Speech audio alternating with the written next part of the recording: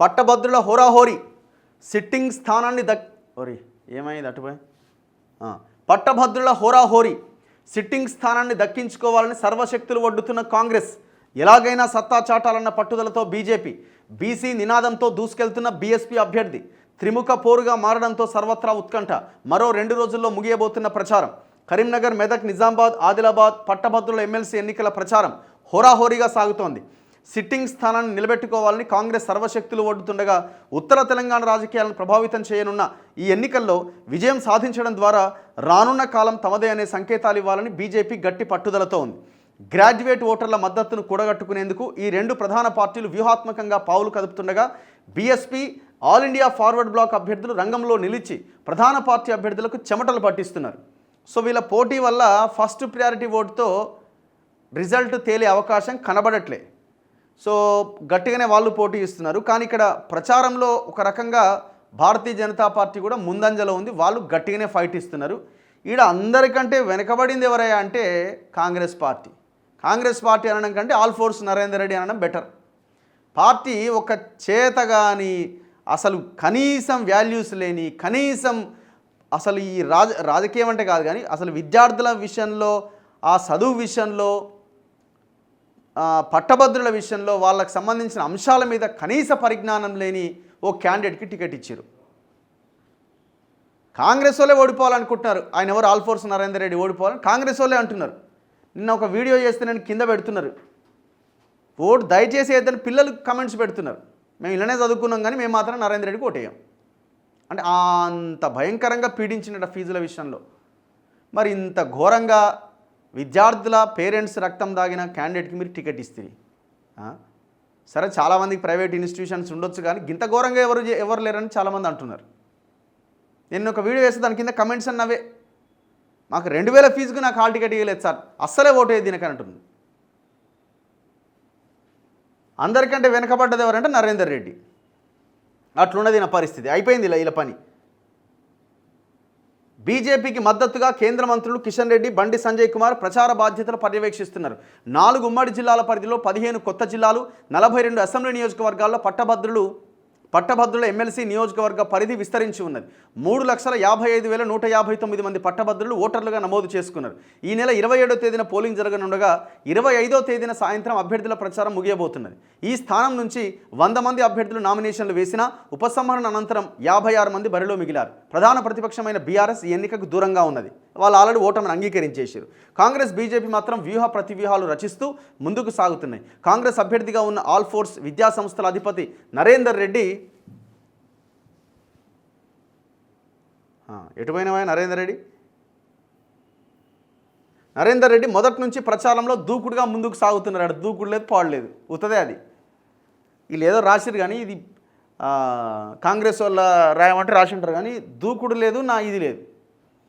All force Narender Reddy దాదాపు ఓటమికి దారులు వేసుకున్నాడు. కానీ వీళ్ళకి ఇంటెలిజెన్స్ సర్వే రిపోర్ట్ వచ్చింది. రిపోర్ట్ రాగానే ఇది ప్లేస్ పోయి 3వ ప్లేస్లో ఉందట. 3వ ప్లేస్లో ఉన్నాడట. ఇది ఎట్టట్టున అయితట్టుందని ఉన్నిజ్జది కూడా పోతట్టుందని చెప్పి మళ్ళీ దాన్ని ఏదో చేయడానికి ముఖ్యమంత్రి మీటింగ్ అని, నాకు రివ్యూ అని రకరకాల ప్రయత్నాలు చేస్తున్నారు. అక్కడ పనిచేస్తున్న ఒక్క మంత్రికి ఆయన గెలవాలని లేదు. ఒక్క మంత్రికి. ఇప్పుడు అక్కడ ఒక బీసీ పోటీ చేస్తున్నాడు, మీ ఓట్లని భయంకరంగా చీలుస్తున్నాడు. ఇప్పుడు వీళ్ళు ఏం చేయాలా? ఇప్పుడు ఈ ముఖ్యమంత్రి కానీ వీళ్ళంతా ఏం చేయాలో బీసీ నాయకులని వెంట పెట్టుకొని తిరగాల. ఇప్పుడు మధు యాష్కి ఆడ నిజామాబాద్ ఎంపీగా గత 5 ఏళ్ళుగా పోటీ చేసిండు. 5 ఏళ్ళుగా ఎంపీగా ఉన్నాడు, మళ్ళీ పోటీ చేసిండు. ఓ 10 సంవత్సరాలుగా జిల్లాతో ఆయనకు అటాచ్మెంట్ ఉన్నది. నిజామాబాద్ జిల్లా కూడా అందులో ఉన్నది. మరి అట్లాంటి వాళ్ళని ముందుకు తీసుకెళ్ళి ప్రచారం చేయాలిగా. అసలు ఆయన కనీసం ఇన్ఫర్మేషన్ కూడా లేదట. అడిగినోడే లేడు ప్రచారం చేయమని. చెప్తున్నా ఒక ఎగ్జాంపుల్. ఈయన నరేందర్ రెడ్డికి మంత్రి ఎవరో తెలియదట, ఎమ్మెల్యే ఎవరో తెలియదట. ఆ మంత్రి శాఖ తెలియదు, ఆ మంత్రి పేరు కూడా తెలియదట కొంతమందిది. జూమ్ మీటింగ్ పెడితే గాయనెవరో గీనెవరో అంటుంటే ఒక 2 మంత్రులు ఎగ్జిట్ అయిపోయారట. ఈ స్థాయిలో ఉన్నది ఆయన ప్రచారం. ఏడ గెలుస్తాడు? 4 నెలల ముందు నుంచి ఆయన తన విద్యాసంస్థల సిబ్బంది సహకారంతో 1,00,000కు పైగా పట్టభద్రులను ఓటర్లుగా నమోదు చేయించుకున్నాడట. ఈయన ఏంటంటే ఇదేంటంటే నేను ఎన్రోల్మెంట్ చేయించిన కాబట్టి ఎన్రోల్మెంట్ చేయించిన వాళ్ళంతా నాకే ఓటేస్తారని. ఎన్రోల్మెంట్ చేయించిన ఎందుకు వేస్తారు? ఎన్రోల్మెంట్ చేయించిన వాళ్ళంతా ఆయనకే ఓటు ఎందుకు వేస్తారు? ఈయన ఒకటే నమ్ముకున్నాడు, పైసలు, ఎన్రోల్మెంట్ నేనే చేయించిన కాబట్టి నేను గెలుస్తా.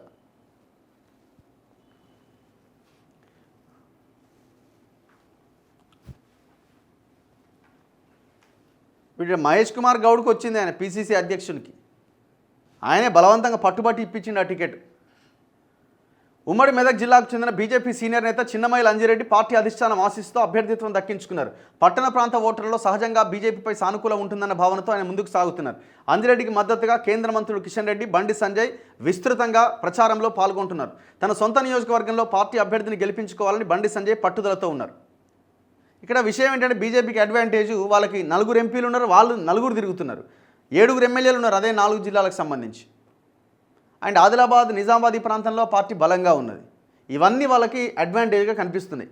మరోవైపు కాంగ్రెస్ టికెట్ ఆశించి భంగపడ్డ అసిస్టెంట్ ప్రొఫెసర్ ప్రసన్న హరికృష్ణ బీఎస్పీ అభ్యర్థిగా బరిలో నిలిచారు. పోటీకి దూరంగా ఉండాలని బీఆర్ఎస్ నిర్ణయించుకోవడంతో ఆ పార్టీ టికెట్ ఆశించిన కరీంనగర్ మాజీ mayor Sardar Ravinder Singh Forward Bloc అభ్యర్థిగా పోటీలో ఉన్నారు. వీరు సైతం అధికార పార్టీలకు ధీటుగా 4 ఉమ్మడి జిల్లాల పరిధిలో తిరుగుతూ ప్రచారం చేస్తున్నారు. ప్రసన్న హరికృష్ణకు పలు బీసీ సంఘాలు, ప్రజా సంఘాలు, ఉద్యోగ సంఘాలు ఆయనకు మద్దతు ప్రకటించడంతో ప్రధాన పార్టీల అభ్యర్థులకు ముచ్చెమటలు పడుతున్నాయి. సో అదే సమయంలో ఆయన మీద కౌంటర్ స్టార్ట్ చేసేది ఏంటంటే, ఈయన రేపొద్దున గెలిచిన కాంగ్రెస్లకు పోతారు అట్లా ఇట్లా అని కౌంటర్ స్టార్ట్ చేసి ఆయన కూడా ధీటుగానే స్పందిస్తున్నాడు. ఇంకో బీజేపీ ఆయన మీద నిన్న ఏకంగా ఏదో ఫేక్ ఒకటి వైరల్ చేస్తూ ఉన్నారు. దాని మీద బీజేపీ వాళ్ళు ఏకంగా ఎలక్షన్ కమిషన్ కంప్లైంట్ చేశారు. ఆయన 30 కోట్ల టికెట్ తెచ్చుకున్న ఒక ఫేక్ క్రియేట్ చేసి కాంగ్రెస్ వాళ్ళు, మిగతా వాళ్ళు ఎవరో ఆయన ప్రత్యర్థులు వైరల్ చేస్తున్నారు. రెడ్డి సామాజిక వర్గానికే కాంగ్రెస్, బీజేపీ పెద్దపీట వేశాయని, బీసీ బిడ్డగా పోటీలో ఉన్న ప్రసన్న హరికృష్ణను గెలిపించాలని బీసీ సంఘాలు ప్రచారం చేస్తున్నాయి. దీంతో స్థానికుడైన నరేందర్ రెడ్డిని గెలిపించాలంటూ రెడ్డి సంఘం రంగంలోకి దిగిందట. ఇదంతా త్రిముఖ పోరుగా మారడంతో ఉత్కంఠ నెలకొంది. అదే సమయంలో బీఎస్పీ ఫార్వర్డ్ బ్లాక్ అభ్యర్థులు ప్రధాన పార్టీలో ఎవరి విజయావకాశాలను గండికొడతారో అన్న చర్చ జోరుగా నడుస్తున్నది. 42 అసెంబ్లీ నియోజకవర్గాల్లోని ప్రతి ఓటరును కలుసుకునే అవకాశం లేకపోవడంతో ప్రధాన పార్టీల అభ్యర్థులు సోషల్ మీడియా ద్వారా ప్రచారం చేస్తున్నారు. ఇట్లా ఈ ఎలక్షన్ నడుస్తున్నది. చూద్దాం ఏం జరుగుద్ది అన్నది. 27th ఎలక్షన్, 27 అంటే ఇవాళ 24, 25 ఇంకా 2 రోజులే ఉంది ప్రచారానికి. ఇవాళ రేపు ఎల్లుండి 26, 27 పోలింగ్.